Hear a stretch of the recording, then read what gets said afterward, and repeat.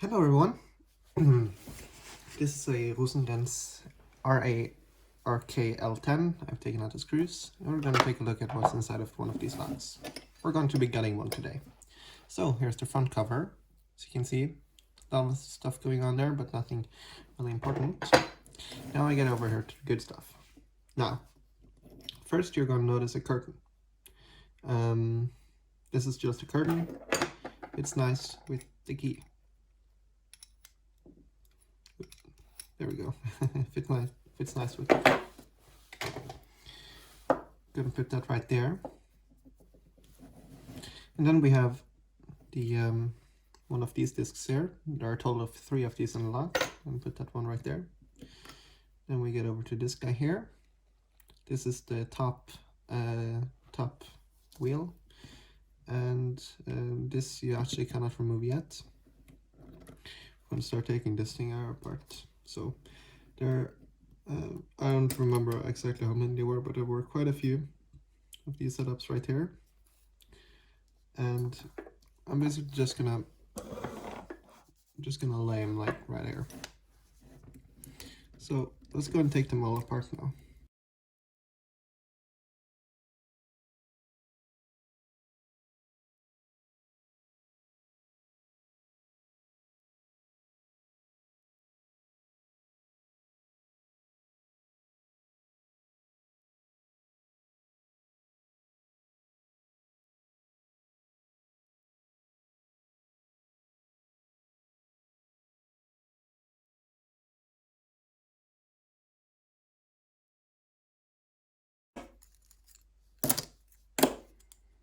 Here's the pin, here's the sidebar, that is it. So let's go and take a look at everything we have here. So we have a range of spacers, these guys here. We have some spacers here as well. We have this guy here and this guy here for the rekeying. We have a range of pins. We have some springs, and a smaller pin, and some plastic clips. And then the range of gears that drive the lock. So let's kind of put it together now. There are no gutting and reassembly videos on YouTube about this, so I figured I'll be the first one. I think some people might be intimidated by them. There really isn't anything to be intimidated about. So let's go and take it back together here now. The first thing that you want to do is to take 2 of these guys here. Make sure that the lock is fully retracted, by the way. And then you go in and take these guys here like so. And make sure that these cuts here are correctly like so. And then you need to make sure to do it like that. And this case needs to go like that. Now we can go ahead and start stacking. So we're gonna grab the first one like this, and I'm just gonna put it like so, actually, like that. And then we can go ahead and start assembling the lock. So you take one of the plates, and then you go in and take this guy here. Then you take this guy here, making sure that the sharp edge is up. And before we do that, we need to obviously take the sidebar, having the thick edge here at the bottom, the smaller edge here near the top, and making sure that this thing here is correctly positioned. This will fit into the rekeyer later. And now we can just go and start stacking. So we're going to take one of the discs with a sharp edge up, align the sidebar.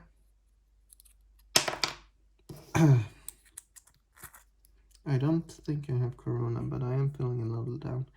The sidebar, then we're going to take another spacer. Take the sidebar just a tiny bit up, that usually helps, and you're just going to slide it in like so, and push up the middle pin here. If you do this correctly, you will notice the groove here lining up. That's very important. So let's go ahead and keep on going here now.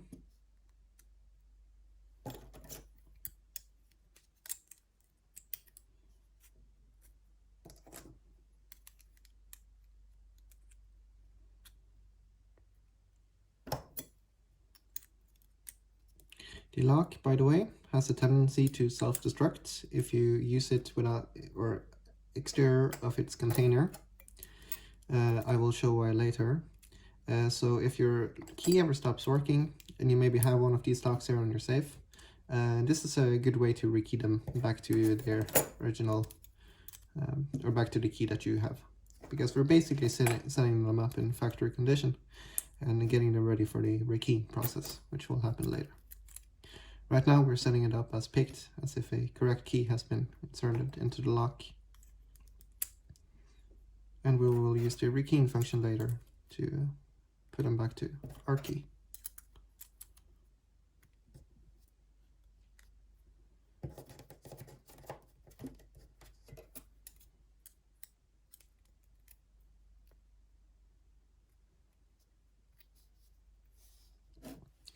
Am I out of frame?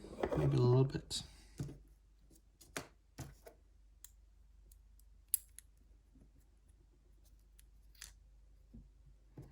My key did stop working, so I just did this. This is not something that I found on any like locksmith forum. Why did I stack 3 plates? I am okay, that's silly of me. Did I? Ooh. Let's go ahead and fix that with magic. Okay, we're back. So what happened is that I actually had 2 plates.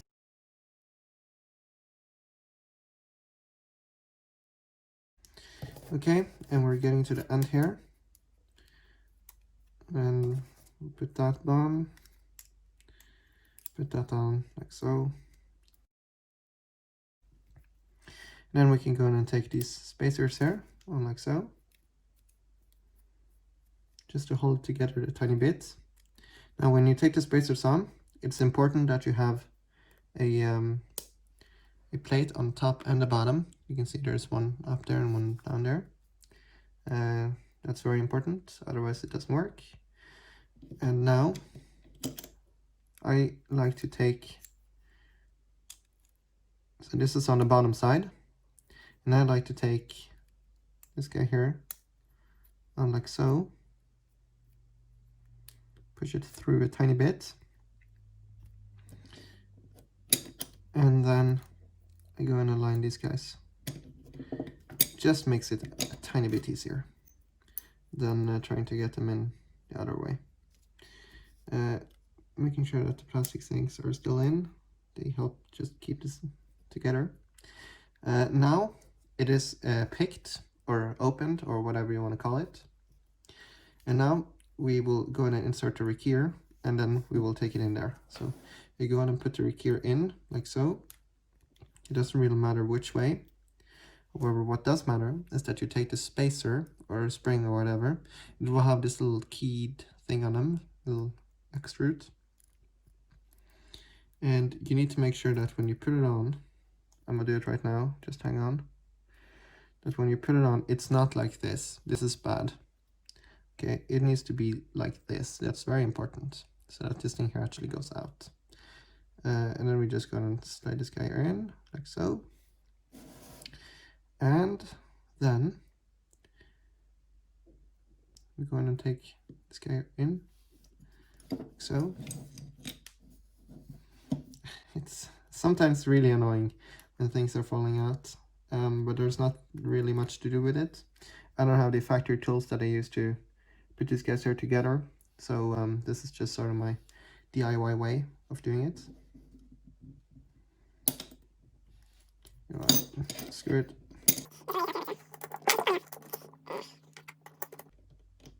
There we go.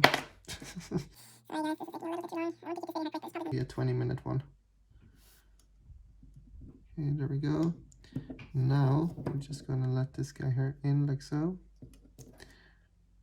And the center pin sort of fell out a tiny bit. That's alright. Now we need to make sure that this black plastic bit here, the rekeyer, actually fits down there. There we go. Now we need to make sure that the sidebar goes in with these 2 discs here at the bottom. Did it? You can previously tested if it did. I think they might have already did. See? Yeah, it did. Okay, nice. So we're just going to slide that in. And I wonder if this went all the way down. Just take it out and check. It appears it did. All the holes in the center line up. Okay, that's very good. So now is the first part done. Now what we can go ahead and do is to take these springs.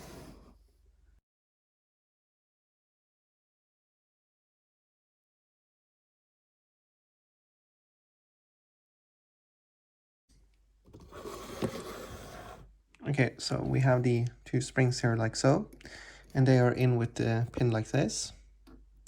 Now, all that's left to do is to take a slightly longer pin, and it's supposed to go like this. Okay, so you have like the springs, and they cannot go more up, and that's how it's supposed to go.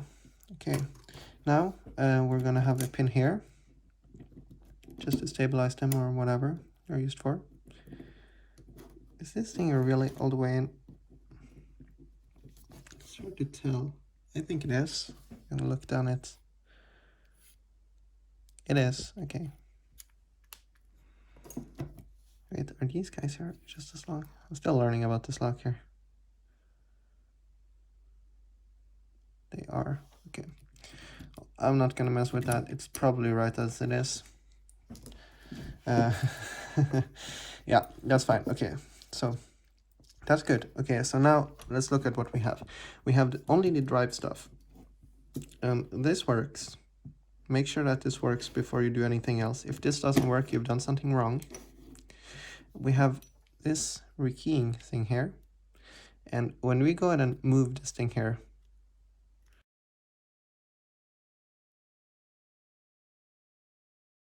so you rotate all of these discs here as far this side here as they will go. And notice the gap down there. When I go ahead and rotate this thing here, it's going to move a little bit to that direction. That's important. Now we are ready to do the things that interact with the key. Now notice this disc here. It has this little cutout here. It's very, very important that this cutout matches exactly up with that little key thing on the spring down in there. That one I showed earlier. Super important. Now, taking this controller, or curtain, whatever you want to call it.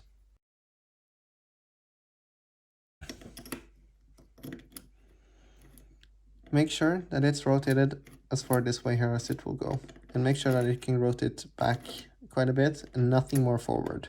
And make sure that when it's rotated forward all the way, that this key thing here goes down like such. And of course that you can still rotate this thing here. You should not be able to rotate this thing here much if it's not correct. Okay. Now we will take this thing here. Actually, something that I like to do is to make sure that, so you see these guys here, they need to point out, all of them. So just going to line them up, you know, well, you can just going to stack them up like this. Okay, so you want to take this guy here like so, having one disc there at the bottom. Then we want to take this thing here, and I like to actually just going to remove this thing here. When I do this, then you're just going to slide it under the spring. Make sure that it is good. And that's one. Now we can go and start work at the others. So I'll take this guy here, making sure that the springs are positioned correctly. And these guys here will actually fit sort of down into the these guys here. So you see that they have these little push outs here, and these like fit nicely in there. So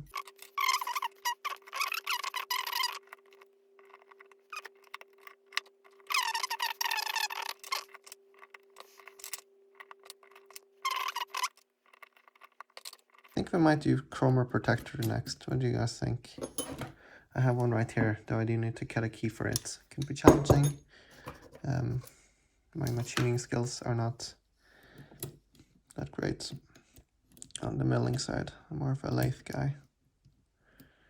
Though a CNC mill would certainly make quick work of it, I think. Or I could 3D print a key, that also works. Okay, and then the top one here is like one of these discs here, and make sure that they are positioned correctly. It's supposed to be positioned in like this, like so.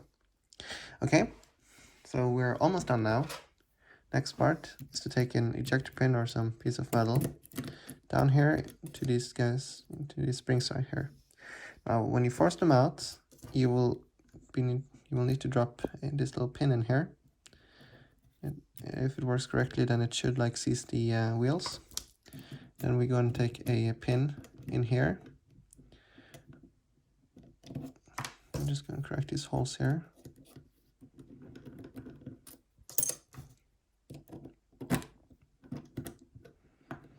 Like so, making sure it goes down all the way. And then there should be another, should take this pin in here, making sure that the springs are all good. And then we take this plate here, on like so, this way. Doesn't have to be this way, but it should be that way, in case anybody's wondering. Then the curtain should slide right in. Now a couple of things are going to happen. This lock here is set up to not use any key, and we need to make it use our key. So by inserting this guy in like so, we can go ahead and rotate it back.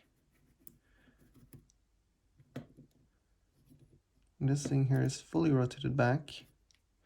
We should insert our key like so and turn it to the closed position. Now we're going to bring the gears back together. As you can see, they're apart now. We're going to bring them back together. So I'm going to do that like so. Okay. And now we are going to close the lock. If you did everything correctly, this thing here should come out. Now we can take our key out.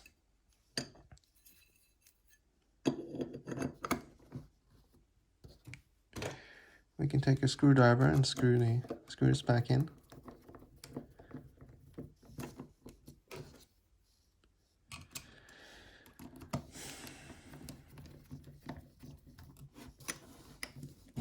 Make sure that there are no extra parts anywhere on the table.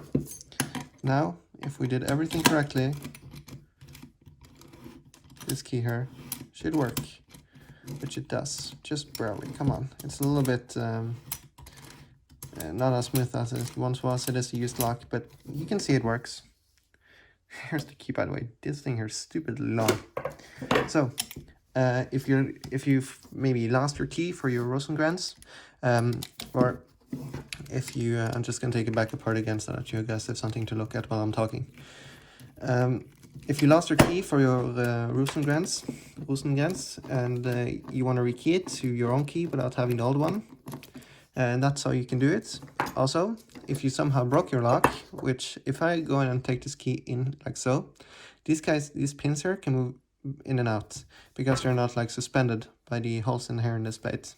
This will break the lock pretty much immediately, and you will need to go through this process. It's not a big deal process. I mean, like you saw what I did. I did it in like 30 minutes. I do make alloy picks now. For anybody interested, this was an order that I just had. This was for a profile, and I could make yours as well. I hope you enjoyed this video. Thanks a lot for watching. If you do have any questions or comments about this, feel free to ask me in the comment section below.